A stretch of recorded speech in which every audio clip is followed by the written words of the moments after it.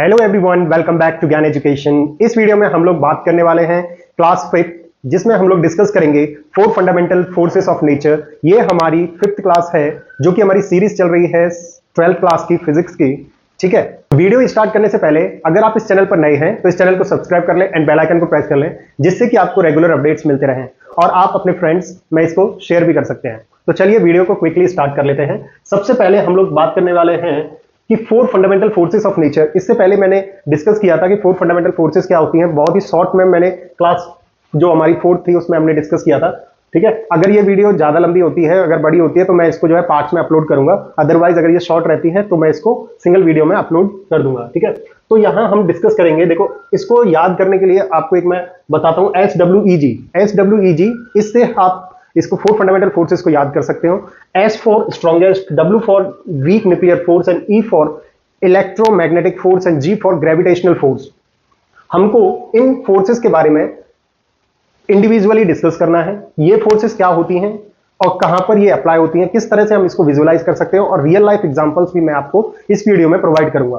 ठीक है, तो पहले हम लोग ग्रेविटेशनल फोर्स के बारे में डिस्कस करेंगे, फिर हम लोग इलेक्ट्रोमैग्नेटिक फोर्स के बारे में डिस्कस करेंगे, देन हम लोग स्ट्रॉन्ग न्यूक्लियर फोर्स के बारे में डिस्कस करेंगे, उसके बाद में हम लोग वीक फोर्सेस के बारे में डिस्कस करेंगे।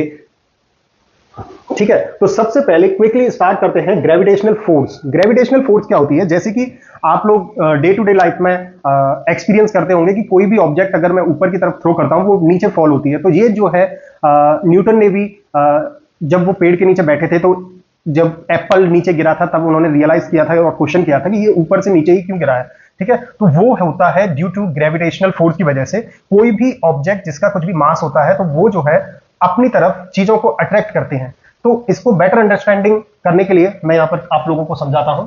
ठीक है, तो ग्रेविटेशनल फोर्स जो है एक अट्रैक्टिव फोर्स होती है। अट्रैक्टिव फोर्स मतलब कि अगर जैसे मैं इस मार्कर को ऊपर थ्रो करता हूं तो ये जो है मार्कर देखो नीचे की तरफ फॉल डाउन कर रहा है। इसका मतलब क्या है, अर्थ जो है इस मार्कर को अपनी तरफ अट्रैक्ट कर रही है। तो इसका मतलब हुआ कि ये फोर्स जो है अट्रैक्टिव फोर्स होती है। और ये जो फोर्स होती है ग्रेविटेशनल फोर्स, ये सबसे वीकेस्ट फोर्स होती है 4 फंडामेंटल फोर्सेस ऑफ नेचर में।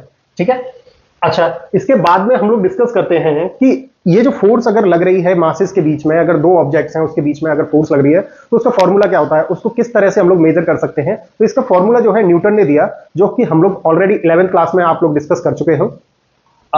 इसका जो फॉर्मूला है, force equals to G m1m2 upon r square. इसका मतलब ये जो G है ये फोर्स है ड्यू टू ग्रेविटेशनल फोर्स। ठीक है, ये G क्या है, यूनिवर्सल ग्रेविटेशनल कांस्टेंट है, जिसकी वैल्यू होती है 6.67 इंटू 10 की पावर -8 न्यूटन मीटर स्क्वायर पर केजी स्क्वायर।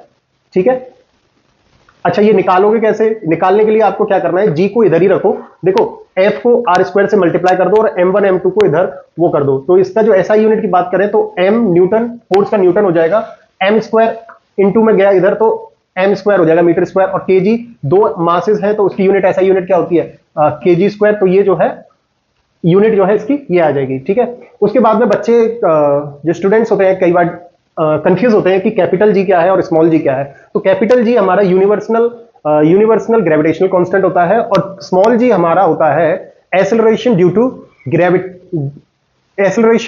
अर्थ ग्रेविटी। अर्थ ग्रेविटी की वजह से जो एक्सेलरेशन हो रहा है किसी भी ऑब्जेक्ट पर, उसको बोलते हैं स्मॉल g, जिसकी वैल्यू होती है 9.8 मीटर पर सेकेंड।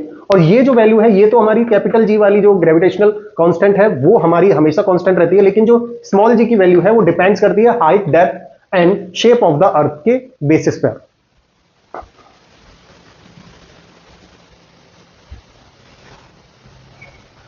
अब देखते हैं ये जो ग्रेविटेशनल फोर्स है वो वर्क कैसे करती है। तो फॉर एग्जांपल के लिए जैसे मान लो कि स्पेस में जो हमारा ST यानी कि स्पेस टाइम हमारा कोई प्लेन है, ये जो प्लेन है कुछ इस तरह से होता है, एकदम प्लेन ST यानी कि स्पेस टाइम प्लेन में हमने ले लिया है कोई डायमेंशन। ठीक है, इसमें मैंने क्या किया, m1 मास को इसमें डाला जो कि हैवियर है देन m2। ये m1 है, ये m2 है, m1 हमारा m2 से ज्यादा है, हैवियर है देन m1। तो इससे होगा क्या, यहां पे जो ये स्पेस है उसमें इस तरह से डालने से यहां क्या होगा, टाइम स्पेस टाइम में क्या हो जाएगा, कर्व आ जाएगा, ये बेंड हो जाएगा। देखो, इस तरह से बेंड होने की वजह से क्या होगा, अब यहां क्या, ये हैवियर ऑब्जेक्ट है तो ये ज्यादा बेंड हो गया, और यहां पे क्या है हमारा m2 है, ये कम, यहां पे कम बेंड हुआ है। अब क्या होगा, मैं यहां पे कोई भी ऑब्जेक्ट लेके आता हूं, ठीक है, तो ये ऑब्जेक्ट इसकी तरफ अट्रैक्ट करेगा, क्योंकि स्पेस टाइम जो हमारा प्लेन था वो बेंड हो गया, इसकी वजह से हर चीज इसकी तरफ अट्रैक्ट होगी। ठीक है, अगर यहां पे मैं इस वाले मास से ज्यादा बड़ी ऑब्जेक्ट अगर लेके आता हूं, तो वो अगर मान लो मैं यहां प्लेस कर देता हूं, तो ये यहां ज्यादा बेंड हो जाएगा और ये भी इसकी तरफ अट्रैक्ट होने लगेगा। होप करता हूं आप ये आप समझ पा रहे होंगे। तो ये सारी चीजें थी ग्रेविटेशनल फोर्स के बारे में। अब हम लोग डिस्कस करते हैं इलेक्ट्रोमैग्नेटिक फोर्स के बारे में।